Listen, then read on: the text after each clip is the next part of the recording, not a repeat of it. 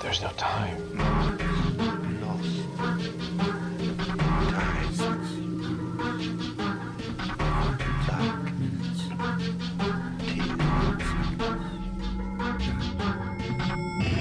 The time is 13 o'clock.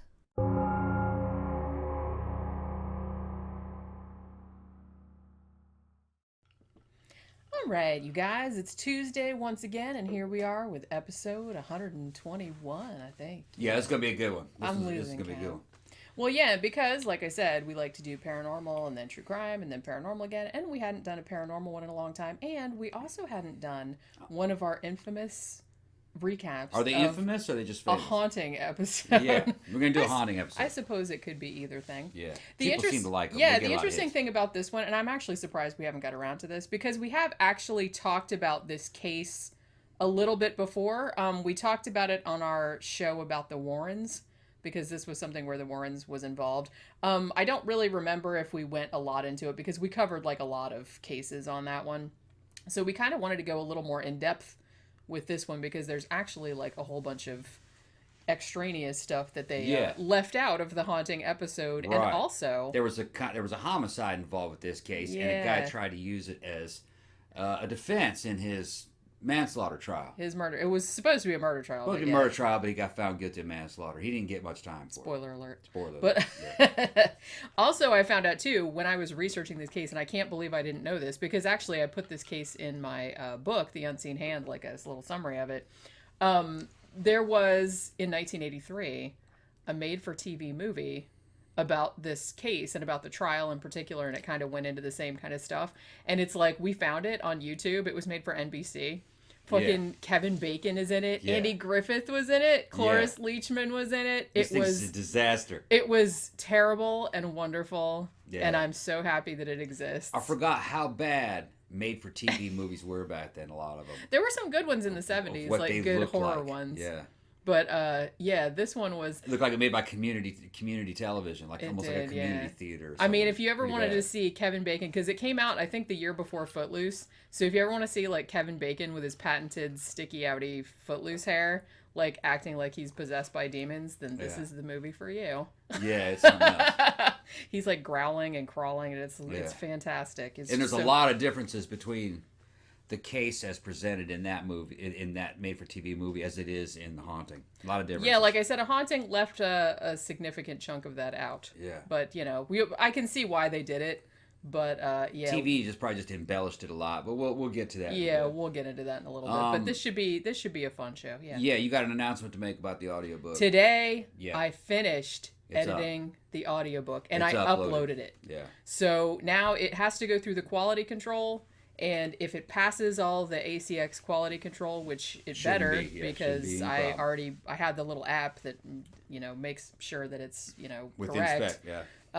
You know, unless something drastic happened, I don't know. But so it should be, I think, about 10 days, and then it should go up on sale. But obviously I'll announce it. I made a little commercial for it and everything, so subsequent episodes, it'll start showing up on there with the little commercial. So listening to it, it sounds like the best recording so far. Well, yeah, it better. It's on better equipment. Since we got this nice new, you know. How did the little waveform look? It passed everything, right? Passed all the... Yeah, like I said, because I don't know if, like, you know, I probably said this before, but the audiobook ACX, you know, to do the Audible, for audiobooks for Audible, they have very, very specific parameters that you have to adhere to, and so sometimes it's like, I don't know. It's hard for me to say, because I hear it on different speakers, and it's like it sounds better on some speakers and, you know, weird on some Headphones. speakers. But as long as it's within those parameters, it should be good. And I thought it sounded good on headphones, and it sounded actually pretty good coming out of my little shitty Mac speakers. So that's probably a good sign. It sounded like the best one so far, I thought. Well, yeah, that's what I thought too. I mean, like I said, it should, because this is a much more expensive Yeah, microphone. and evidently they got more stringent with the quality control. So, Yeah, but the program said it passed, so yeah, so it should be good to Should go. be no problem, yeah. Like I said, so as soon as it finishes going through that, it should be up for sale. Ended up being 17 hours long. Yep. So whatever they want to charge you for that audiobook, you're going to get your money's worth. That's a lot. That's a Yeah, 17 lot of hours. listening time Because I don't have any control over Audible prices. No. They have like a little algorithm that goes by how long it is. Yeah. And that's how much they charge. Audiobooks kick ass though. They sell. Forbes says that the sales in them is going up a lot the past couple months. This year evidently was like one of the strongest years for audiobook sales on record, and they got a good profit margin. We usually make about $10 on one, huh? Yeah, it is. They actually have a really nice setup there with the creator getting a lot. I mean, obviously, if someone else recorded it other than me, I would have to like split it with them, right? With the narrator. But since I do it myself, I get all of it. So But yeah, so as soon as that gets going, I'm trying to finish up a couple other projects, and then I'm going to start recording my fiction also, because that's actually never been an audiobook format, and I'd like to offer that. So I'm going to relaunch all my fiction with new covers and it's be collections. So you guys are going to love that. I think that'll sell. So that'll be my next project, and then I'll have to start working on Faceless Villain Volume 3 also amid all of that. But, we'll see how it goes. Next year or two should be very exciting. A lot of new stuff coming out. Let's see. Also, going to do second editions of some of the other audiobooks that are already out there. Yeah, I'm probably going to re-record. Some of the ones. Unseen Hand. With the nicer equipment. Yeah. Part 1 of Faceless Villain, probably re-record that. Yeah. Mammoth Mountain. Yeah. The Steve Mera books. Yeah. I'll get around to it. Yeah, we'll get around to it. Eventually. I got to build a studio. Yeah. We're working on it. Yeah. We got soundproofing stuff ordered. Yeah, coming. New stuff. So we'll see how that goes. Let's see. What else? New announcements. Let's see. One of our Patreon supporters, Justin, actually increased his support this past week. So that was awesome. Thank you very much, Justin. Thanks, Justin. And also, like I said, I'll say at the end, like, if you want to financially support the show, I don't need to say it twice. You guys know. Also, if you want to check out our last movie review, it was a double feature. We did Dead and Buried and Deathline, aka Raw Meat, both directed by Gary Sherman. One from 1973, one from 1981. Kind of underrated horror flicks. So go check that out if you haven't already. And also, we did our matinee show, which came out a couple days ago on Sunday. And that was like, what even movies did we see? Oh, man. Bad ones. I didn't like any of them. And I liked Boy Erased. We're running out of movies to watch. But the other ones were kind of underwhelming. We're going to have to watch Instant Family. Yeah, there's really nothing good started this week. Yeah. Like, I think only one movie started and it's not even playing here. Might have to lower ourselves to see A Star Is Born. Yeah, we're going to have to end up seeing that eventually. We've been good. Trying to avoid it. It's gotten good reviews, though. It's like, it might be all right. I've seen some other versions of it, and, they were okay. It's not really my kind of movie, but, that's what we signed on for when we decided to do the matinee show. I'm like, sometimes we're going to have to see some movies we really watching wouldn't. These things so you don't have to. Yeah, so we really wouldn't. And sometimes, like I said, especially when we go see the animated ones, you're always like kvetching about how you don't want to go see it and it's going to drive you crazy. The best ones, but then it's like he ends up really liking them. Like he didn't want to see the Grinch because he's like, oh man, that's going to suck so bad. It's pretty good. Then he ended up really liking Ralph Breaks the Internet was pretty good. Yes, that's what I mean. So, and Smallfoot was cute too. I really liked Smallfoot. I like the little Yetis. All right, so let's get to talking about, first let's talk about the episode of A Haunting that is about this particular case, the Glatzel family, the Glatzel family, and also Arne Cheyenne Johnson, who married into the Glatzel family later on. The episode of A Haunting is actually from season 2. I think it's episode 4, and it's called Where Demons Dwell. Where Demons Dwell. Yeah, this is the one, man. I remember this one. It was creepy when I first saw it. You had that little kid going, he's coming after me. That man, he pushed me. Remember that? Yeah. It was a trip. Yeah. Yeah, so basically what happened, this actually took place in 1980 in Connecticut.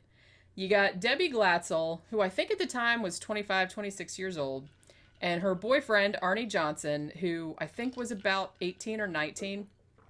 And they had rented this house. And they were going to... Now, I don't think Debbie's little brother, whose name was David, he was about 11 at the time. And I don't think he was going to be living with them, but I think that he came with them to, like, help clean up the rental house. And I think that Arnie's mom was going to stay with them, too. I think that was how the setup was going to go. Yeah, and they got so spooked over the place that they decided to leave, to split. They left her there on her own. Yeah, so basically in the Haunting episode, and I'm not sure because I've read different accounts of this case from other places, and I don't think it was as immediate as it appeared on the haunting episode, because pretty much they go to clean up the rental house, and they bring the little kid David with them, and David goes to like sweep out one of the bedrooms or something like that. Yeah, you tell him to sweep out the bedroom. And he goes in there, and then he says, oh, we have a problem. Like, the landlord or whoever lived here before, like, left their bed. Which, to me, I was like, why is that a problem? I'm like, hey, free bed. I mean, you probably want to burn the mattress just in case, because you don't know what happened on it. But So just take it to the curb. You know? Yeah, you know what I mean. Not a problem. You don't take mattresses off curbs, you guys, because you'll get, like, cooties. But, that's what happened in New York. They had that bed bug epidemic. Yeah. People, like, garbage picking. But, yeah, so they're just like, oh, whatever, we'll just call the landlord and have him get rid of it because, they didn't want a free bed, I guess. So then the kid goes back in the bedroom and immediately comes, like, running out, and he's like, someone pushed me. Yeah, he pushed me. And he said that it was like an old man. He kind of described it, because the description of it's kind of different on the show than it was, like, in real life, you know what I mean? I think all he said, he called it an old man. And I don't even remember if he said on a haunting, but that he had like a checkered shirt or a plaid shirt or something like that. Yeah, well, he gave two different descriptions. Yeah. On the haunting, he just says it was an old man. And he just called him old man. On the made-for-television series, and the made-for-television movie, he said that it was a little man about 4 feet tall. Yeah, a little man. With a plaid shirt on. He looked like he had been burnt. Yeah, he said it looked like, I was like Freddy Krueger. And he'd been burnt. And that he had little hooves on his feet like the devil. Yeah. I don't think he had horns, though, did he? Some accounts I said that they thought he did have horns. Although, like I said, I think that what they saw at the beginning was different from what they saw later on. Right. Because later on, they started referring to it not as the old man, but as the beast. And I think they went into that on a haunting, too. Yeah. So, like I said, on a haunting, it seemed like immediately, kid goes in the house to help them clean up, says, there's some old man, he's in the room, he pushed me. And then, Debbie and Arnie go in there, and obviously there's no one in there. So, but David just runs outside, and he's like, fuck that, I'm sitting out. So he just sits out by the tree. And so his sister gets kind of mad. It's like, if you don't want to help us, why don't you just say that? Why don't you, whatever, just hang out here by the tree, and we'll just go back to work and leave you here. Yeah. So that was that. But then... So they weren't ready to move into the house yet because they were still working on it. So they were staying with I think it was actually Debbie's mom they were staying with. I'm not quite sure about that. Because I think Arnie's mom was the one that was going to move in with them, right? And I think that was two different women, like two different actresses. So they're staying in Debbie's mom's house until the house is ready for them to move into. So evidently either that same night or a couple nights later, the kid comes running out like in the middle of the night, or late at night, and he's like, oh, the old man, he's in my room, and he says he's going to hurt me, and he's going to hurt all of you if you move into the house. Like, he's telling you not to move in the house. Yeah. So, of course, the sister and Arnie are just like, shut up, man, what are you talking about? It's, you know what I mean? They just think he's, like, imagining things, or he's having nightmares, or whatever. And then, so he's standing there, like, in the doorway of the kitchen, and apparently... everything started like shaking. It was like poltergeist activity. An outburst, yeah. Yeah, like all the little glasses and shit. I mean, there were some differences in the made-for-television movie. Yeah. When they were leaving the place after the old man pushed him, he said that he could see him going across the tops of the trees, following them. That's how I remembered it. Yeah, I think he did say that. I don't remember if he said it in the beginning, but that little beast is what he called him, followed him back to the house. Yeah. And then it was in the house waiting for him when they showed up there. And he was going, he's in there. He's waiting for me. He's going to hurt me. Yeah. And then, And then that happened later on. Then he starts to have premonitions. Yeah, the first one he had in there was about the door at the rental place. Yeah, it was the place they were going to move into. Yeah, the place they were going to move into. Yeah, he said that animals were trying to scratch and get into the front door. Yeah. And later on, he and his parents went down there for the next day to continue cleaning. They saw all the scratches. Yeah, there were scratch marks on and the that doors. convinced the mom. She was like, "How could he have known that an animal tried to get in?" So they decided they didn't want to stay there. Yeah, this is like very rare on episodes of A Haunting. She right away goes, "That's it." And even though, I mean, they argued because, Debbie was like, she'd already paid 2 months rent in advance. But seeing the scratches on the door and seeing how freaked out the kid was, they were like, okay, well, we can't move in here now, which is something that never happens. Because usually they're just like, fuck it, we have to stay here because we don't have enough money or whatever, or nothing's going on, blah, blah, blah. But they took it seriously enough to say, okay, we're not going to move in there. We're just going to stay in the house with Debbie's mom. Now, apparently, Arnie's mom, who was supposed to move into the rental house with them, was very annoyed. And she's like, she's losing her roommates. Yeah, she's like, whatever. I thought we were all going to move in together. And she's like, nothing's going on. The kid's just freaking out or whatever. Right. So she's like, well, fuck you. I'll just move in here by myself. Right. Now, they kind of like, they kind of put her on the back burner, I feel like. But later on in the episode, you find out that she just like took off. Because like they went back to the rental house and she wasn't in there anymore. Right. And all her furniture and shit was gone. So I don't know if she just like fucking disappeared or... Yeah, it's never really clarified what had happened to her. They didn't really say like where she went. It just said like... Because you'd think that's his mom. I mean, you'd think that she would have called and said, hey, I'm out of here. So anyway, what they've done is they've kind of set up this weird situation where the kid can't move into the new rental home because the beast is telling him that he'll attack him if he moves in there. All right. So instead, they stay back at the old place, and this beast has moved into the old place. So they're damned if they do, damned if they don't. Yeah. And it's in there tormenting him. Yeah. And weird stuff happens. He starts being attacked. It looks like, like somebody was beating him. And they're trying to... His stepdad and his mom are trying to help him, but they're just seeing him being tossed around like he's been kicked in the gut. And he's saying that, that man is beating him up. It's just... That's not his mom, it's his sister. Sister, sorry. Yeah. So anyway, it's kind of like... the way I'm interpreting what's going on here, this sounds like classic Poltergeist to me. Yeah. Well, I put it in my Poltergeist. Right, because possession is often misdiagnosed, or excuse me, Poltergeist is often misdiagnosed as possession. In fact, the story that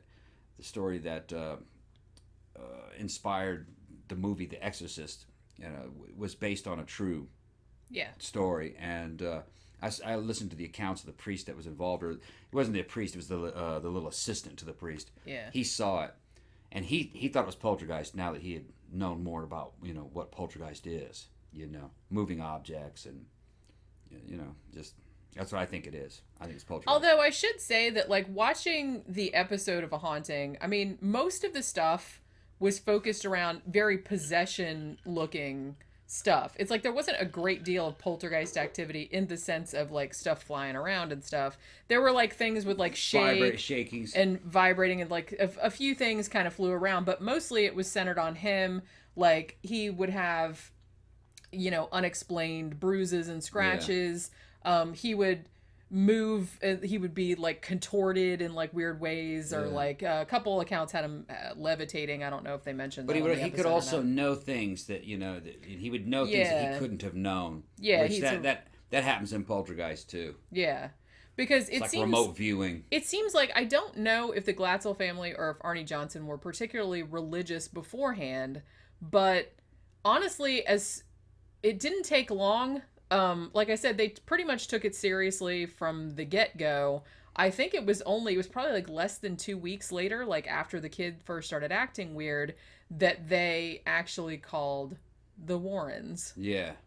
I don't know where they knew of the Warrens from. Maybe they knew of them from the Amityville case. I mean, they were quite famous at the time. So, and they lived nearby, they lived in the Connecticut area. And maybe they'd the seen Warrens had a way of finding cases. Or that they muscle too. Their way into cases. Yeah, so I'm not really sure. Like, in A Haunting episode, they were like, oh, let's contact that nice couple that helped get rid of whatever. Maybe it was the Smurl family or something. I can't remember what year that And in the made-for-TV movie, guess who's playing Ed Warren? Andy Griffith. Yeah. How could you They changed talk all their about names, miscasting though. somebody? They changed all their names, though. Yeah. But it was pretty much exactly what they said happened, but everyone's names were different. Maybe they thought they were going to get into legal trouble or something if they used I also people's think real it names. Gave them license to kind of embellish on this story quite a bit, because the made-for-TV movie is over the top. It's over the top. It is, yeah. And it's hard to know exactly, what was reported in this case by the witnesses and what was kind of made up by the directors of the TV series. I did read there was actually, when the whole murder trial happened later on, the New York Times wrote like a big long thing about it. It was in all the papers and stuff because it was like, a defense that no one had used, at least in this country. And so a lot of people did like a lot of breaks. So there were actually quotes like from people on the stand and stuff like that. So some of the stuff that you see in the episode of A Haunting and in the TV movie, as, wacky as it is actually closer to what actually happened according to the witnesses. A Haunting, like I said, it was pretty much the entire thing was focused on the kid, David. Yeah. And he would get creepier and creepier looking with his big bags under his eyes and shit like that. And he was like, couldn't sleep anymore. And he started talking in a weird voice and thrashing around and whatnot. Now, what they reported, though, it really kind of struck me, is that they just said that he was just so overcome with terror all the time and fear. Yeah. I mean, they couldn't help him. But, with my experiences with the, in Mammoth Mountain and everything, I can kind of really understand, I can kind of relate to that. I think this was basically poltergeist. This is the same thing I went through. His was just different. It didn't manifest itself the same way. Yeah, and like I said, I'm not sure how really, because when they got the Warrens to come over, like the first time the Warrens came, they showed on A Haunting, Ed Warren like trips on the steps. Yeah. And like I was making a joke, like, did they just leave that in and not do a second take or what? But then like you see later on, like when they come in, the kid's showing his premonition powers by saying, you tripped on the steps on the way in here. And they're like, oh, only a demon could have known that. Because I was like making a joke like, yeah, we heard you. You went, ooh. But yeah, so I seem to remember there was more to his abilities than that. He could ask questions about objects and know who gave that to you, things like that. Things that he that's couldn't right. have known. Because when I think Arne went to, because some of the problem arose when the kid is going through all this rigmarole with the the purported demon, and Arne was getting, who's not related. This is his girlfriend's brother, but apparently he's that was his little buddy and and everything. So he would start like taunting the demon like to come into him, right? And then he kind of started acting weird too, but like, so he went to a priest and did the priest give him the kind of crucifix that had been blessed by? Said, I know who gave that to you. That's not going to help you. Yeah, and when he came back to the house, then the kid said, I know where you've been and I know who gave you that. And then apparently the chain broke and the thing went flying across. And on another program, Ed Warren said that kid, he could question that kid. And that kid could tell you exactly how much money you had in your pocket. Yeah, he could do things like that. Like I didn't read any of that in it because he would know how much you had in your pocket, and then he could answer detailed. You know what I mean? He'd give you detailed answers. Yeah. Of like what somebody's phone number is, that kind of stuff. Now, see, that might have been because I haven't seen that in any of the. But that's Ed Warren records. Saying this. That's what I mean, because Ed and Lorraine Warren wrote a book about this case. That came out in 82 or 83. And, they might have had, if you've seen our show on the Warrens, they seemed like nice people, or at least Lorraine did. But I think Ed was nice. He was just a man of his time. Yeah, I do feel like bully, if they were going to add some shit to make shit more exciting, then they would do that. Yeah, they had a vested interest in it. Religion's involved with this. And so was, this was another era. And you could make a lot of money off the paranormal back then. Yeah. You could make a lot of money going on talk shows. Yeah. That doesn't exist anymore. You just really can't make money with this the way you could back then. And actually, I question how much money you could actually make from it. I think they were all just trying to replicate the amount of money that was made with the Amityville Horror. Yeah, and that was the big one. And that was like lightning in a bottle. I felt like after that came out, like everybody was trying. It's like, my fucking house is haunted too. Yeah, I got demons. Come, come write a book about my house. Now, some of those cases were better. Some of those cases were better than others. Yeah, but they weren't all true. And honestly, I've heard that the Glatzel family. From the book that the Warrens wrote about this case, I think they only got a couple $1,000. Yeah, which isn't nothing. But and the Lutz family only got maybe like 100,000. 360,000. I think they got 360,000. So they didn't become millionaires. Really. Yeah, it wasn't like millionaire make it rain kind of right. money. No, that was a lot of money back then. I heard they burned through it pretty quickly too. As you do. Yeah. When you've been poor your whole life and suddenly somebody hands you 300 grand, you're like, woohoo, party time. I would really, really try not to do that. I promise if somebody wants to give me $300,000, we'll try that out. But yeah, so like I said, a lot of it focused around, like, the Warrens are trying to get an exorcism for the kid, but obviously they have all these, like, rules, and you have to go through the bishop and stuff, and they had to go, like, through a psychiatrist. They always do that kind of shit. Now, apparently the kid was normal. The only thing they found was, like, a slight learning disability. That was about the only thing that was wrong with him. He was normal in every other way. But evidently they got some priests to come in and do a couple minor rites of exorcism, as they call it, because you don't need permission for that, I guess. Now the Warrens said that they requested, like, the big deal exorcism, but the Catholic Church in the area says no, they never asked. So I don't know who to believe, because neither one of those people are very trustworthy. But they said they never asked, and then the Warrens came back and said, well, we have it on tape that we asked you. So I'm just kind of like, but I don't know if they've ever played the tapes. So I don't know. Maybe they're just trying to, like, threaten. The Warrens had ways, you know. That's what I mean. So I don't really know how, but in any case, I think they did like 3 minor rites of exorcism on the kid. But like I said, the problem arose, and they showed this, like, most of the middle part of a haunting episode was just the kid, you know, acting possessed. That's pretty much all it was.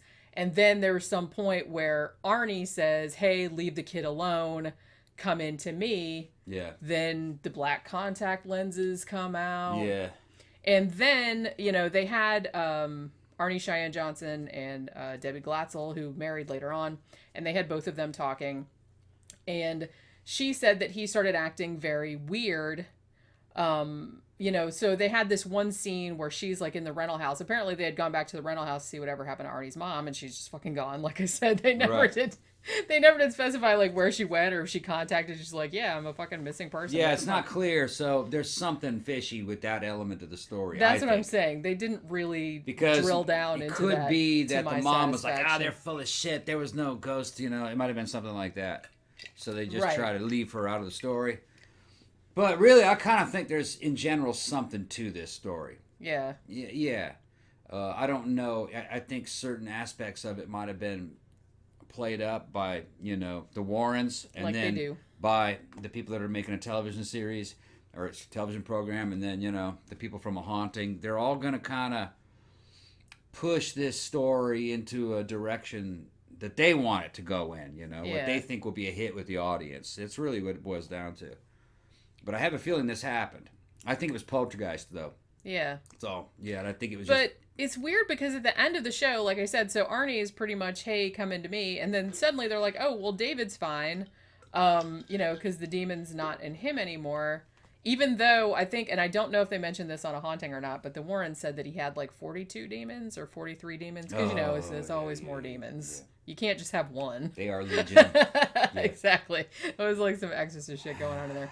But yeah, so they had a couple scenes where they go back to the rental house, and, you know, Debbie is in the house, and then Arnie comes back in and his eyes are all black and he looks like he's gonna beat the shit out of her or something like that. And she's like, Arnie, what's the matter with you? And then he comes to, and then he's like, how did I get in here? I was outside. Because what he says happened is that there was this old well behind the rental house, and the kid told him about it, right? Because they didn't know about it. They said that's where the beast came out of. They started calling him the beast, and then later he started looking like an actual devil with the horns, and he was all black and shit like that.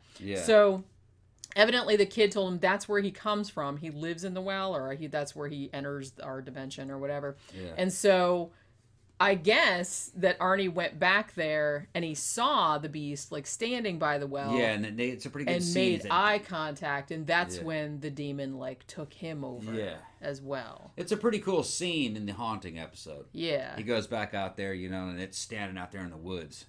Yeah. And then he wakes up later, and, you know, he'd almost attacked his wife, you know, or his girlfriend. His girlfriend. It's his wife now, but It was a pretty good scene. Now, that's pretty much where they ended the episode of A Haunting. They just kind of... there was something else that happened, remember? What happened? He got into that car, and that car revved its engine and nearly killed him. He saw the beast there pointed at the car with him in it, and then go like that. And then it the car took off, and he lost control, but he regained control somehow. Yeah, he didn't get When he hurt. went to the priest about it to help get the exorcism, he said he saw it. You know, he said, what did it look like? He goes, it looked just like the devil. It looked just like the devil. So they must have had horns and shit. Yeah, and that's how they showed it on the show. Yeah. It just looked like a creepy shadow with like a fucking, but that's how they described it later on, like hooves and horns and everything. But yeah, so then that seems like that's about where the haunting episode ended, even though that's when it actually got interesting. Yeah. I'm not sure why they left it out, because like I said, they had Debbie Glatzel and Arne Cheyenne Johnson on there talking, and they did not bring it up. I mean, they're much older now, obviously, because the show came out in 2006, and all this happened like in 1980, 1981. So, do you want to do this part on the second half? Yeah, we'll talk about the TV movie, and we'll talk about the actual case, like what actually happened after that. Because, like I said, that's when it kind of got interesting, and the whole trial, it's actually quite famous. So we'll get into that on the second half of the show. So we will be back in just a few minutes. Okay, everybody, Jenny's got some new shirt designs up, 4 of them. Really good ones, too. Atlanta Ripper, Who Put Bella in the Witch Elm, the H.H. Holmes Murder Castle, and of course, Demon Child, because man said he could. These are updated designs. I think they look really cool. Jenny did a great job on them. Were they fun making, Jenny? They were very fun, and thank you very much. I think they came out very good. Yeah, they get really good. They're very high quality shirts. Jenny and I wear our own shirts at certain times when we're trying to put a spotlight on ourselves, and you can put a spotlight on yourselves. If you go ahead and pick up one of these shirts today, you guys are going to love them. Links in the description, www.zazzle.com at 13 o'clock. Yeah, so go check out our store at www.zazzle.com/13 o'clock. We got these 4 cool new t-shirt designs, plus all our old ones if you'd rather get one of the old ones. But these ones are awesome, and you should check them out. They're also available in women's cut, and they look really cute. Jenny's got some. So thank you. Go check them out. All right, we're back doing a recap of the episode of A Haunting known as Where Demons Dwell, and also talking about the stuff that happened later on that wasn't on the show. Yeah. That's actually known as, it's usually known as the Devil Made Me Do It case or the Demon Murder case. Kind of famous in American jurisprudence. Yeah. But yeah, so what ended up happening after the events of A Haunting was that Debbie Glatzel and Arne Cheyenne Johnson, they actually moved into this apartment that was owned by Debbie's employer, whose name was Alan Bono. Now, he owned like a dog kennel. She was a dog groomer. So they moved into this apartment, and I'm not really sure. It wasn't very long, like, after they had moved in. Now, Alan Bono was actually much older. I think Arne, like I said, was only 19. Alan Bono, I think, was in his 40s. And the TV movie actually made it seem like... This kind of made me laugh because I don't know the name of the actor that played, quote-unquote, Alan Bono, even though it had a different name in the movie. But they made him like the most obnoxious chode in the history of the world. Maybe and he was, I don't know. That's what I mean. And I was just like, please kill that guy. Oh my God, you'd be totally justified. Arnie from this story, all right, he ends up killing that dude. Yeah, now knifed him. Now in this kind, she's gonna tell a story. All right, it's kind of understandable, but yeah, you wouldn't expect that. You know what I mean? That's what I was gonna say though. That the TV movie portrayed it like that, but according to everything I've read about it, that wasn't exactly. I mean, evidently, Alan Bono and Arne Johnson were buds. Okay. In the movie, they made it look like they were kind of an antagonist. Like they were like they hated each other, and that Alan Bono was like trying to put the moves on Arnie's girlfriend Debbie. I may not have been the case. Yeah, I haven't really read anywhere where that happened. Now, what happened on this particular fateful day? Yeah. Arne Johnson was actually, did a tree service type stuff. He was like a tree surgeon or whatever. Now, on this particular day, he decided that he was going to call in sick because he wanted to like hang out with, I think his little sister and like a couple of their little cousins or whatever. And they were all going to go hang out at the kennel where Debbie worked. And Alan Bono was also there. Now, at some point, he's like, hey, let's go to this restaurant/bar nearby for lunch. Now, evidently, while they're having lunch, Alan Bono gets very, very intoxicated. Some sources say that Arne Johnson also got very intoxicated, but some said he wasn't intoxicated, that he was still fairly sober. So it seems like it's kind of getting to a point where shit's bad. Because there's like a bunch of little kids. Like, you know, Yeah. like I said, I think Arnie's sister was only 9 or something like that. And there was so it was like a little 9, 10, 11, 12-year-old girls. Yeah. And so Debbie is sitting there going, man, Alan's getting super fucked up. And it's like, Yeah. this is probably not going to end well. So they leave the restaurant. And I don't know, this part always confused me. But like after they left the restaurant and went back to the kennel, then Debbie takes the girls to get pizza. I'm like, were they not Yeah, just they were at just a eating. restaurant? Yeah. I thought, but some sources say bar. Maybe it was just a bar. Maybe they didn't have any food. Yeah. But you can't take Could little be. kids in a bar. Could be that, you know, there was a trial involved and they're trying to make a TV movie about this. And they kind of want to soften the characters a little bit. No, they weren't at a bar. They Yeah. were at a restaurant. We're going to put that In the there. TV movie, it looked like a regular It looked like restaurant. Denny's. Yeah, Looked but like every other account I've said pretty much just said bar. Yeah, they were at a bar. So, They were probably eating at a bar. yeah, you can't eat at some bars. And, you know, Maybe the kids didn't... Maybe there wasn't anything there they wanted to eat. I don't know. They said, why don't you take us to go get pizza later on? Maybe they left before the food got there. Maybe they left before they actually ordered. Oh, yeah. Maybe the kids got super drunk and got the munchies. But I'm just there saying, just it was isn't the enough 80s. information. It was about- the 80s. Yeah. People Wasn't in- enough information, so contributing to the they low left. even minor. They left Yeah, and got pizza. so they left, and so she takes the kids to go get pizza. And evidently, I don't know if Alan had kept drinking or what, but he was like starting to get kind of belligerent. So Debbie comes back with the girls. And then in the meantime, Alan and Arnie have gotten into an altercation. Now, Debbie is like trying to get the girls out of there. She's like, and she's kind of trying to get in the middle of the two of them. And like I said, if you read stuff about the trial and everything like that, like all the little girls like testified, like Debbie testified, all these people testified of what happened that day. So, you know, so Debbie's trying to get in the middle of the two guys, like, hey, don't fight or whatever. And then apparently Debbie's trying to get the little girls out of there, and Alan Bono grabs one of the kids. I think it was either Wanda or Mary. She was like a 9-year-old. And he just like grabbed her. He's like, I'm not letting her go, blah, blah, blah. Like, whatever. He was acting like totally weird. At which point, Arnie pulls out, like, I guess it was like a pocket knife or something that he had, and starts stabbing. So he stabbed Alan Bono a bunch, I think it was 5 times, in the gut. And he pretty much, and one of the stabs, like, he stabbed him in the stomach and then, like, pulled it up, like, toward his heart. Get You know what I mean? A rip. Yeah, yeah. Yeah, getting a little bit of ripping a little bit of action rip going there. Like, The right? Ripper, Arnie the Ripper. I guess. So now Alan Bono didn't die right away. Like, they called the cops. Now Arnie ran off. Now, apparently, all of the witnesses said that when he ran off, he was, like, acting, like, animalistic. Like, he was growling and stuff. Because they Yeah. were trying to do the defense of, like, Yeah. later on that he was He possessed. possessed, yeah. Because, like I said, you know, he was the one that said for David's demon to come into Right. him, and evidently it really did. So the beast was Now, in it. this is the thing that wasn't clear, though. When he called the demon out of the kid, did the haunting stop, or did the poltergeist See, case they just stop? kind of papered that over. They just kind of, yeah. What happened to the poltergeist case? Yeah, I think guess. I have a feeling it just kind of burned out on its own. maybe. Yeah. And now I'm kind of wondering, like, when they did the exorcisms on the kid, he supposedly had 42, 43 demons crowded in there. Yeah. And what'd they do? Just, like, kick them out one at a time? Did all of them go into Arnie, or just one? I have so many questions, you guys. I just, you know Wait a what I minute. mean?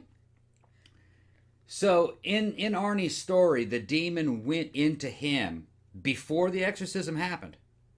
No, after. After the exorcism. So, Well, there was more than one exorcism. okay. It was a long series of exorcisms then. I think it Okay. was 3. Okay. And then they were just, like I said, it wasn't a big deal exorcism, like that Okay. you need the approval of everything. So it was just kind of demonic leakage. Demonic leakage. One of them somehow got into Arnie. Yeah, At least, it's just, you Okay. know, demonic it's, leakage. yeah, Yeah. it's just like, you know what I mean? When you just, and Yeah. it's just like a tiny little fart that gets out. Yeah, yeah. Yeah, Except demonic it's a leakage. demon Okay. coming out of your Okay. anus. Yeah, so, and then it goes in someone else's mouth, and, you know. Oh, it's man. Marquis de Sade wrote about that. I know. Yeah.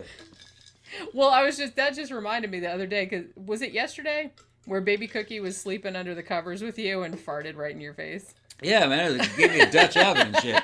I was like, threw the covers back. Our cat gave him a I rolled touch. over and I said, man, that cat farted. They were both under the covers. Yeah.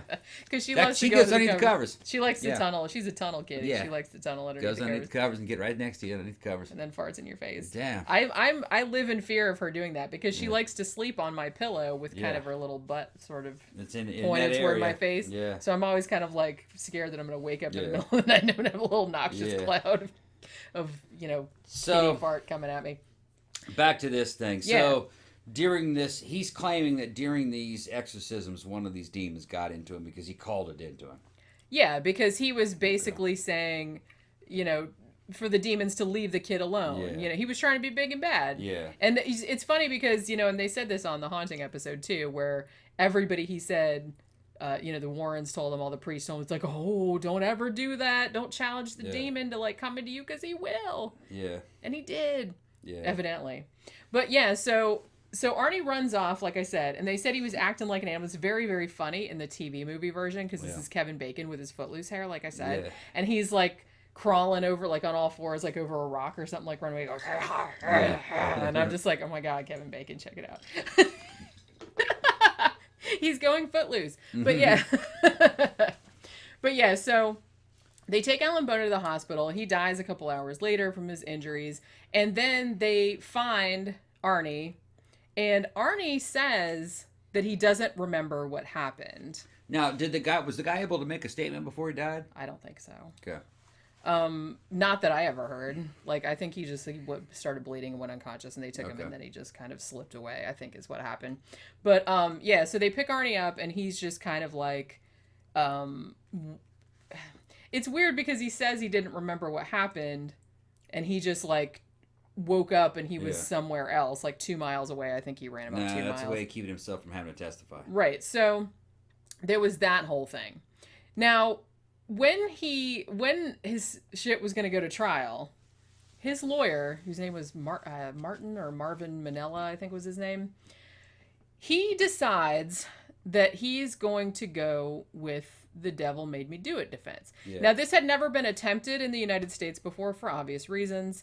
But this lawyer actually found two, cases from England.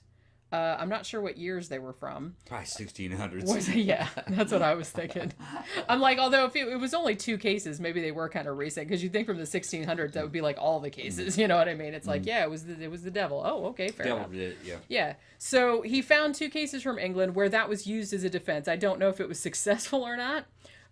But so he decides, ding, that's what I'm going to do. So he comes to the judge and he's like, this is the defense, blah, blah, blah. And he said he's got the Warrens are going to testify because they were totally, it should be noted that before Arnie killed anybody, the Warrens apparently called the police and said something bad's going to happen over there because that dude's possessed and he's acting super weird. Because before this, according to all accounts, Arne Johnson had been totally normal, really nice dude, totally laid back. Okay, and now this everything. was entered into evidence in the trial that Yeah. the Warrens had called the police before and warned. Yeah. Wow, that's that's an interesting. That's an They thought interesting piece they of didn't evidence in this specify, case. but they said something bad's going to happen in Yeah. that family. Right. Like either something bad's going to happen to them or one of them is going to do something That's bad. very interesting. That's what they the said. Warrens called it. But, Well, they'd been hanging out with them for a long time, Yeah. so they probably knew that shit was going to boil over at some Yeah. stage.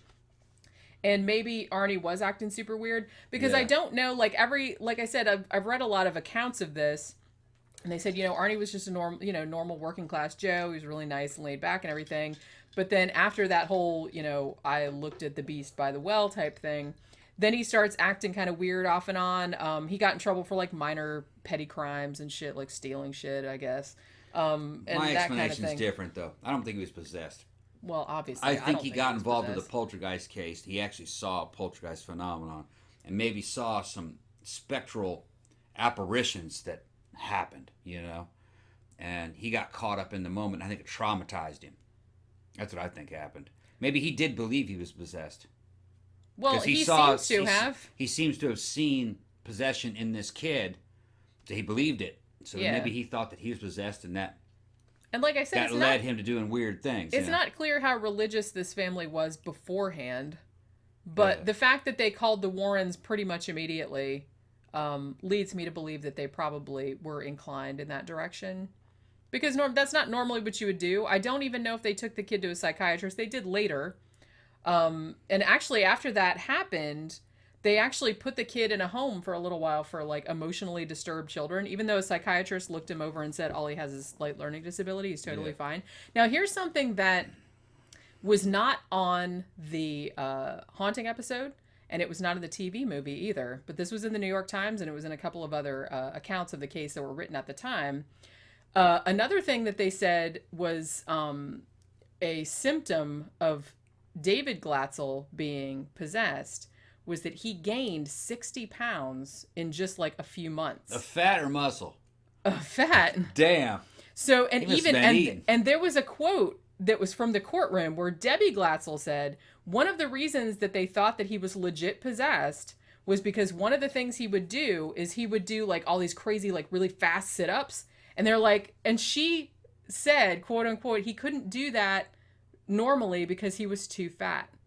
He was like obese. It was only 11. I mean, 60 pounds when you're 11, you're gaining 60 pounds and you're 11 years old. Yeah. They said he got really, really obese, like in a really short time. So they attributed that to demon, and I thought that was kind of interesting that they didn't put it in either. I mean, I can see why they didn't, because it would be like, you know, they'd have to give the kid a fat suit and all this other kind of stuff. But because the kid that was in a haunting episode was like actually really skinny.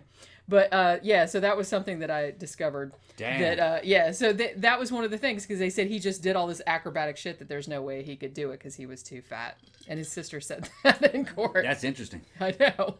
But yeah, so they thought that was the deal. I was like, whoa, that's 42 demons, weighs 60 pounds. Now you know. I could say 60 pounds of muscle. I said, man, give me whatever that kid said. Get like big, fast. He was hitting the protein powder. Hitting that fucking creatine and protein. Damn, they were giving him the good stuff. HGH and all these new kind of weird performance enhancements. Yeah. Yeah. So, like I said, they try to go to trial with this devil made me do it defense, essentially. So just like, you know, and we have all these priests that were at the exorcisms that we can subpoena. We have all of their testimony and all this other stuff. Now, evidently the lawyer had gone to all this trouble, like preparing this defense. They present it to the judge I'm not entirely sure how it works, but like at the indictment or whatever. And the judge is like, no, you're not doing that. Yeah. He's like, because he's like, there's no way. He's like, he called it unscientific. It's just, you can't prove that someone was possessed by a demon.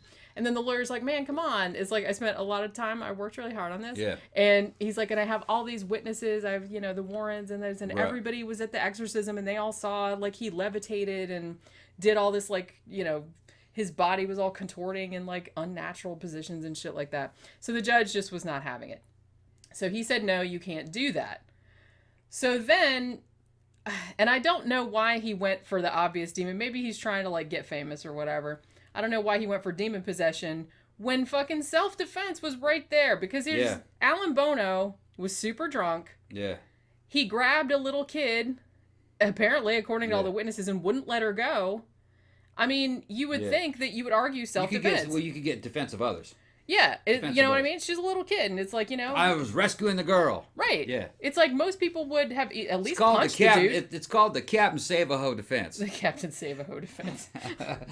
I mean... I had to jump in there and save her. Yeah, most people would at least punch the dude. Yeah. I mean, maybe stabbing him is a little bit over the top, but, you know, you can't blame the dude. Well, and I don't know how drunk Arne Johnson was either. You know, it depends if there was a size difference, too. And maybe, you know, maybe he knew the dude was dangerous. So he figured that the knife was the best way.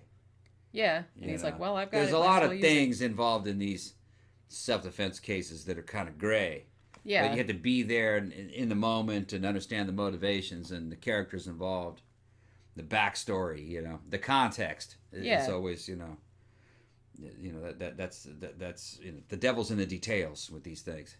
Ooh, that was good, hype. Yeah. That was pretty good. Yeah, well, I've been drinking. Yeah. Look at this shit. Not only do I have the jar out, it's a main character in this show. I got the table. that the jar sits on, Yeah. and it's the size of the jar. It's also not very steady, and I just live in Yeah. fear of that table just No, going. I "Choo," got and like that table down to a science. That's my jar table. Yeah, because it's like a really that table is not really meant to put anything on because it's very lightweight and it's like not We got a very bamboo. steady. Yeah, that's all it is. It's just like a little, look, a pretty table Yeah. in the corner in case you want a little Yeah. light vase on it or something. But yeah, so the lawyer finally he's like, okay, well, I'll backtrack and I'll use the self-defense ploy because, Arnie was trying to save the little girl, or so he claimed. So that's the defense they went with. Now, the prosecutors were actually going for first-degree murder, or maybe second-degree murder, I'm actually not sure. But Second degree. Yeah, I think it must First have is been premeditated. Yeah, first is premeditated. That's what I was saying. So it must have been Second second is degree murder. yeah. Second is just But spur of the moment. what they ended up doing with the jury, now he was found guilty, but of the lesser charge of manslaughter. Yeah. Now they the max sentence for manslaughter, and the judge gave him the max sentence was 10 to 20 years. However, he actually served less than 5 years before going out on parole. Now, according to all sources, all the prison officials, everything like that, he was an exemplary prisoner. They said he was just never got in any trouble. He was totally fine. He actually got his GED while he was in jail. He married Debbie Glatzel. They got married while he was in prison. He also got several educational certificates. And he was let out really, really early because of good behavior and has apparently not committed a crime since. It was a situational homicide. That's what I mean. I feel like, and if he had been drinking, and if the little girl was involved, and I don't know what they were fighting. I don't about think it was before that. manslaughter. I think it was defense of others. Actually, That's what I mean. I don't even think I would have done. He Had they not tried to go the whole "devil made me do it" route, He probably would have beat it. Yeah. he might have beaten that rap Yeah. if they had hit hard on the. But because the media surrounding it, there was such hype surrounding it because they were like, oh, the defense attorney's going to try to say that he was possessed, and that's never been done before, and so it was like a media fucking circus, right? If I was the defense, I would have said that it was defense of others. Yeah. He was belligerent, and he had that little girl and wouldn't let her go. Yeah. And he thought that in that moment, he thought that guy was going to do something bad to that girl right then. Right. He had to just... Which is completely reasonable. Yeah. And then the intent wasn't to kill. He just stabbed him to get the girl away. To get the girl away. Yeah, yeah. That's what I mean. And I feel like the defense was really dumb because why... Yeah. Why would you... He probably go first for such a wacky defense, and then the case is so tainted because it turns out in the media it's like, oh, this guy's trying to argue that he got fucking possessed by demons and that's why he stabbed that dude. You know what I mean? And it's like when they could have just said, there were extenuating circumstances and they should have hit that hard and like not even, he probably would have got off. I mean, as it was, like I said, he served less than 5 years and then he got out. Him, as far as I know, him and Debbie Glatzel are still married to this day. They interviewed both of them on A Haunting, and they talked about it. But here's the thing. The Warrens, like I said, wrote a book about this case. I believe that was what they used as the basis for the terrible, wonderful Kevin Bacon movie that came out. I actually wouldn't mind reading this book. It was on NBC, yeah, in 1983. But later on, David Glatzel, once he got grown up, him and his brother sued the Warrens because they said all of that stuff in the book was bullshit. Yeah. The book, they said, they just made it up to, because they said, oh, well, they told the family that you would get all this money from it, just like Amityville Horror. Right. And the brother of David Glatzel, I think his name was Carl, I want to say, he said, you guys were just exploiting like my brother's mental illness because, like I said, the little boy, like after this whole incident, they put him in a home for emotionally disturbed children for a little while, but he was all right after that. So the brother was trying to argue like emotional distress and you guys made up all this stuff about my family. They tried to make the brother look like a villain in the book because he didn't believe any of it. And so in the book, apparently, I haven't read it, but the Warrens kind of made Carl look like the devil incarnate himself. Okay, so like, the brother unbeliever. So the brother didn't believe anything paranormal was going on. No. Okay. No, he thought it was all a bunch of bullshit. But everybody else did. Yeah, and then and it's weird because David Glatzel, like I said, when he grew up, he said that it was bullshit and that he was just like mentally ill and they were taking advantage. Oh, the kid? Yeah, so I'm not really sure how that, and they sued. I don't think they won actually, but there was this big thing, and now there's like this like familial rift between Arnie and Debbie, who still claim that it happened, and the Warrens, who still claim that it happened. I mean, so the kid claims that he was mentally disturbed, like mentally ill, and then the family and the Warrens were conspiring to make money off of his mental illness with this case. Yeah, that's what they were arguing when they sued. They said that, they said the Warrens were trying to exploit David Glatzel's mental illness at the time, like he was going through some emotional problems, and they were, making it seem like demonic possession. Now, he was a little kid. I'm not sure how old. Which follows that when what's his name stabbed that guy, he went ahead and go, oh, you know what? It was that demon. Yeah. So, okay. It's so interesting he's saying the whole because thing's a big old fraud. Yeah. Right. So but like I said, both sides. Which explains why he's not on the haunting episode. Well, yeah. Yeah. That's exactly why. Right. So it's like both sides are like at odds, but they both like stuck to their guns over the years, like with their side of the story. Right. Okay. And as far as I know, that's kind of where it stands. And like you said, the haunting episode came out in 2006. And the only two people that are interviewed for it, they interviewed Lorraine Warren because, as soon as a haunting calls, she's going to turn up on there. So she was on there, and Debbie Glatzel was on there, and Arne Johnson was on there. Yeah. The weird thing is, like, when I'm looking for pictures for this episode, and I think I fucked it up on our Warrens one, but whenever you Wikipedia or you look for pictures of Arne Cheyenne Johnson, most of the pictures that come up are not him. And I'm looking at the pictures and I'm like, that does not look like him. It's like, who is that guy? Like, really, there's only, because the guy that's on a haunting is apparently him, like the real guy, and it doesn't look anything like the pictures. And it's weird because they show, trial of Arne Cheyenne Johnson, and the picture that comes up by it is like this older guy with gray hair and glasses, and sometimes he has like the little orange jumpsuit on, and he's in a courtroom. But he's older. He's like in his 40s or 50s. It's like Arnie was only 19 or 20 at the trial. Right. I mean, it happened when he was young. So pretty much all I found from there, because I guess back in the day you couldn't take pictures in a classroom, so all I found is like courtroom sketches of him. And he's like a young blonde guy. Yeah, because like I said, he was only 19. It's weird. The family, the story that they tell fits with the pattern around poltergeist phenomenon. Yeah. I wonder if the story that they're telling is what the kid actually said. He's going to get me. Or if they made that up out of whole cloth. You know what I mean? I'm kind of it's wondering. It's hard to say now. Now that I know that the kid has come forth to say that no, he was mentally ill and the family was making that up, he may be telling the truth. Yeah, I mean, he was just 11 when it happened. He might, there's a possibility maybe he's in denial. Maybe he was hanging out with his brother and his brother was like, man, that's a bunch of bullshit. They fucked you over. Could be that the family kind of constructed this story, you know what I mean, under the supervision of the Warrens. Yeah, and I Warrens feel like might that's have fed them kind this. of, that's something that an accusation that comes up a lot. Around the Warrens. Around them. Yeah. That they will kind of like waltz into a situation, or they'll get called there. Yeah. And then they deliberately, they think, oh, we can make a lecture series or we can write a book about this. And they'll kind of hype it that way to the family. And tell the family to change the story. That, you know what I mean? It's like, oh, this could be a book. It could be a movie. You could be taken care of forever. It'll be like the Amityville Horror. You'll be millionaires and all this other stuff. Because this case is not the first time that accusation has come up against them. Like I said, I don't know how true it is. I've never met them. Right. But it is something that is out there that some families have said about them. And like I said, we were talking about it on the show. We probably mentioned it on the show about Enfield, where Ed and Lorraine Warren showed up one day. Yeah, they tried to barge into the Enfield and they weren't invited. They just showed up there. And then, subsequently, now you have The Conjuring and everything like that, or The Conjuring 2, which makes it look like they were the two people investigating it. When they were there for one day, they weren't invited. The investigators told them, "You get the fuck out."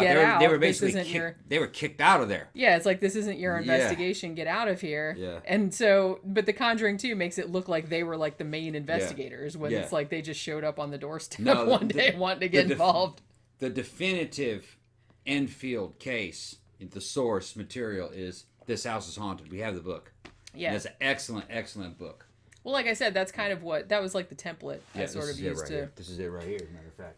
Yeah, I bought it. It's not. I don't know if it's in print anymore. It probably is now because since The Conjuring 2 came out.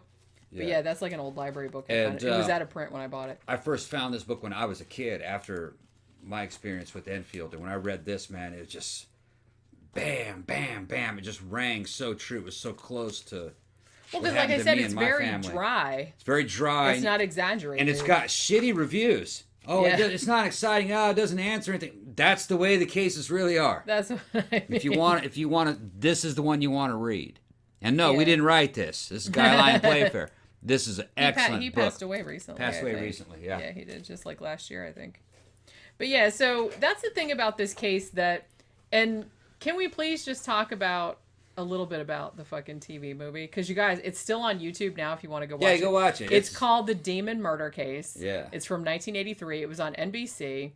Yeah. And like I said, it's an all-star cast, man. Andy Griffith plays the Ed Warren character. Like I said, all the names are different, but it's like pretty much exactly the same.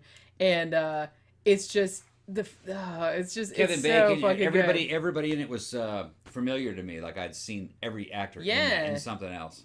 Cloris Leachman was in it, although I felt like she was kind of shoehorned in because she was like a journalist that was like covering the trial. So she was only in it for like a couple of scenes. Yeah. But you know, this was another thing, and this was kind of a problem too that the haunting episode had. I remember this being one of the best episodes from the first couple seasons, but I didn't realize how much of it is just focusing on, the kid's possessed and like doing exorcisms and shit. And I think the same thing happened with the TV movie because it seemed like at least 40 minutes of that shit was the kid like going, those 42 demon, and there was like candles and shit. In those days, that was the money shot. That's guess. What people wanted to see. It just seemed like it went on for a really long time. Because that's they saw The Exorcist. They wanted more of that. Which in The Exorcist it worked. Yeah. Because there was variety to the shit she was doing. Right. You know what I mean? So it was like kind of scary. This one was just kind of like, it's the kid talking in Cookie Monster voice, and we're in a church with like all these candles and it's done on a television budget. Yeah, it's like the way it's shot like community theater, community television. It is, but like I said, they got some big stars to be in this. Yeah, I mean, I guess at the time was Kevin Bacon a big star in 1983? He was in Footloose. That was 1984, and I think that was his breakout role. Yeah, he was coming up because he was in Andy Griffith was a has-been at this time. That's true. Yeah, Kevin Bacon was in he was in one of those slasher movies, right? Friday the 13th too. Was it Friday the 13th too? Yeah, it wasn't the guy. Yeah, it was one of those. Yeah, but I remember that was like before he got famous. So maybe Footloose was like his big breakout. So he was still like doing these little shitty roles like on TV and in slasher movies and stuff before he became like super famous. And the clothes were getting to me too in that one. The shoulder pads and the women with the fucking frilly collars of the what the fuck is that about? That was one thing about the 80s. They looked very, very Baptist, didn't they? Yeah. Very bad. One thing about the 80s, and this is something I never succumbed to in the 80s, and I did succumb to some fashion victim shit in the 80s, I'm not saying that, but one thing I never liked was shoulder pads. Yeah. And you bought shit in the 80s, and it all had shoulder pads, and you had to cut them out. I had to cut them out.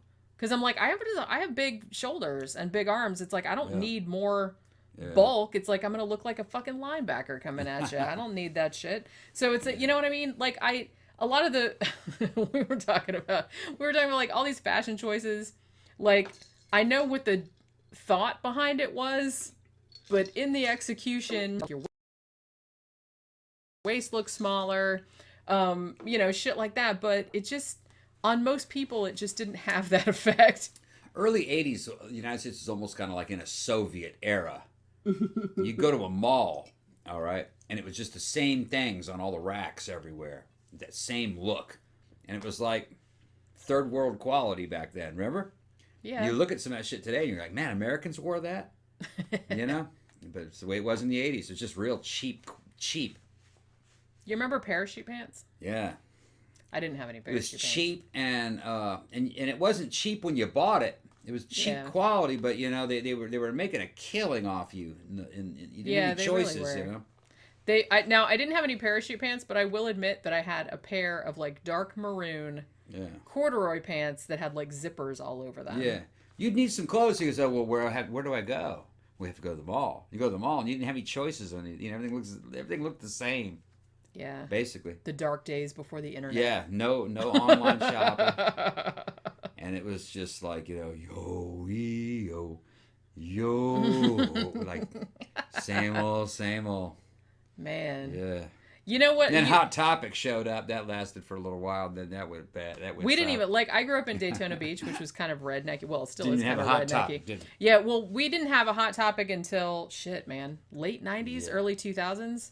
Damn. I don't think we had one before that.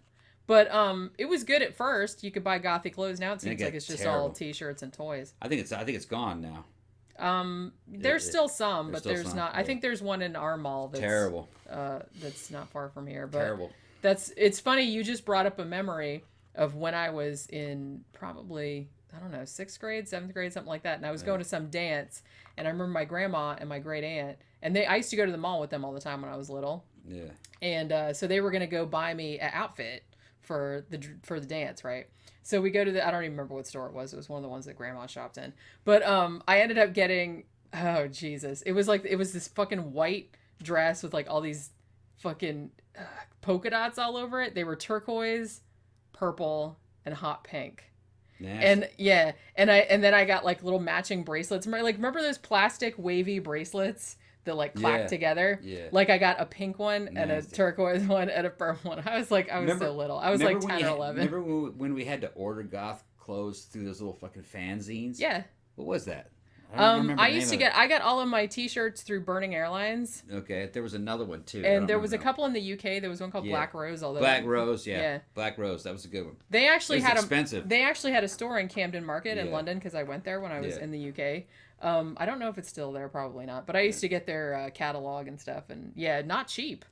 I got a couple nice pieces from there. It's like $300, $200 for a jacket, velvet. Yeah, because they were real velvet. They were actually like well made, I thought. Couldn't wear them here in the South; it'd burn you up. That's what I mean. We live in Florida. You can't wear velvet. I have one velvet jacket. I think I've maybe worn it 3 times in my whole entire life. It's just, you'll fucking swelter and die if you wear that shit down here.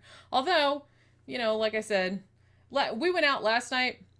Well, we might as well tell this story. We went out last night to Independent Bar, which is kind of our hangout here.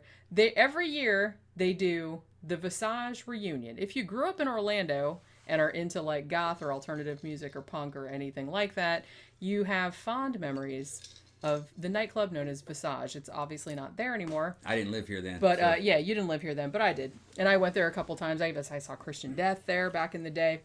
So, so everybody that's from here like has really fond memories of it and were really sad when it closed. So independent bars started doing, right around Christmas, they'll do what they call the Visage reunion. And Paul Vane, who is the DJ, he will come back and do a set. He'll come out of his self-imposed retirement, him and his wife Tina. They're actually lovely, lovely, wonderful people. And he will come back and DJ. So I was like, well, we have to go to that. Because even though it gets super, super packed because everybody comes, and it's like, I've seen people I haven't seen in fucking years. And it was just like wall to wall. And Paul Vane, man, he's killed it. He killed it. My feet hurt so bad from dancing. I danced so much. We drank so much. I got loaded, man. We did. But I see $130 bar tab. $139. Yeah, $139 bar tab. Whoops. Well, in our defense, we got there early. We got there at 8:00. Yeah. Because they opened early, and we wanted to get there, early so we'd find a place to park and before it got crowded and stuff. So we got there at 8. And then, you get the double tequila sunrises, and I think those are like $14 each or something like that. So it adds up. Yeah. And we were there for a long time. Yeah, Patreon money though. Yeah. Honestly, it's like I drank a lot too, but I was dancing and sweating so much that I didn't even really get all that drunk. Yeah. But we had a fucking blast. I haven't had that much fun in a long time, and the music was just amazing. Yeah. I mean, I had a really, really good time. Yeah, it was good. But yeah. So how are we doing on time? Okay.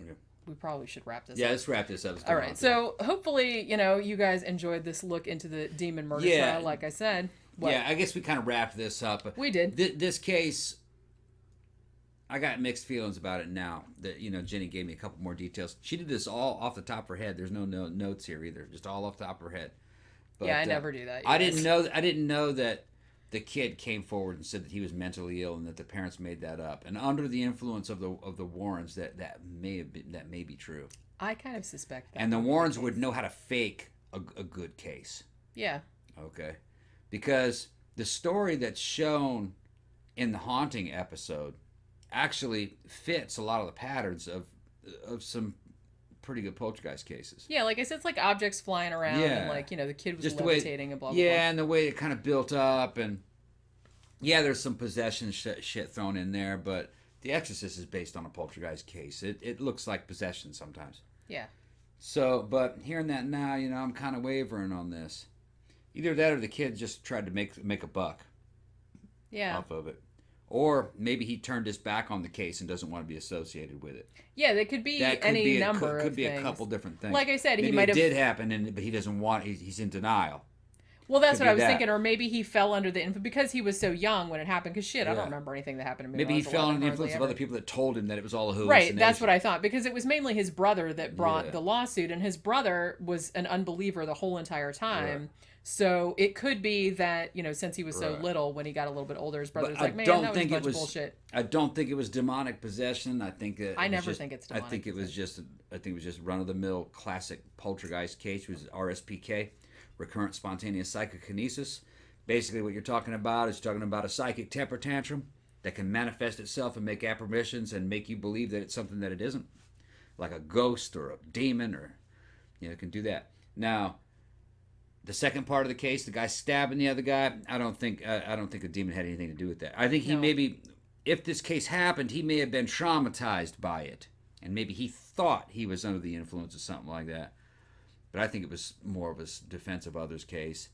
I think it was pretty much, and I think his counsel, his lawyer, made a big mistake by trying to argue the case in that way. Yeah, I kind wouldn't of have feel done that. like maybe the lawyer was like, yeah, let's do that. Maybe Yeah. I'll get famous, because Yeah. I'm trying to do this crazy And thing. then I'll write a book. And then I'll write a book about it Yeah. because it was so wacky. Because I think Yeah. he seemed to really think that defense was going to Yeah. work. But then he was kind of stymied because the judge was like, nah, man, you're Right. not doing that.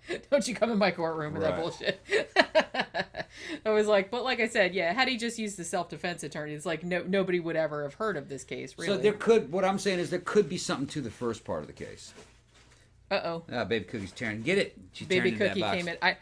I got her Christmas presents, and I leave I got it from Chewy. Yeah. And, so the box is in here with paper in it, and she's like, all right. Yeah. So I left it in here so she could play in the box. So Yeah. she comes in here when we're trying to record, and she's like, Yeah. playing in the box. So that's what that noise is. So, but yeah, I think there may have been something to the first part of the case. I don't think there's anything to the second part of the case. Yeah, I always spent most of the time with these. It's like I feel like maybe there was some minor poltergeist activity, and then hey, there's the other cat, and and then They're invaded by cats. all this kind of stuff gets added onto it and embellished over the years. Yeah. And like I said, people's book royalties are involved, and Right. people want to make a movie about it, and you know what I mean. So it's kind of hard to get to the bottom of this type of thing.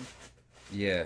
All right, so she's getting kind of restless, so I guess we better Let's wrap wrap this, it up. wrap this show up before she starts making Yeah. even more noise. So remember, hope you guys enjoyed this episode 121 about a haunting episode and the Devil Made Me Do It case. Remember, if you like the show, to like, share, subscribe on all your social media, share with all your friends and family. If you'd like to financially support the show, you can go to our Patreon page at patreon.com/13o'clockpodcast, or you can go to our blog, which is 13o'clockpodcast.wordpress.com, and there's a link in the sidebar if you'd like to give a one-time donation to our PayPal account. Remember to check out our last movie review, which was a double feature, Dead and Buried and Deathline, aka Raw Meat, which were Gary Sherman movies. So check that out. Also, our last matinee, which was episode 9, that came out on Sunday. And that will do it for episode 121. We will see you next time. Bye.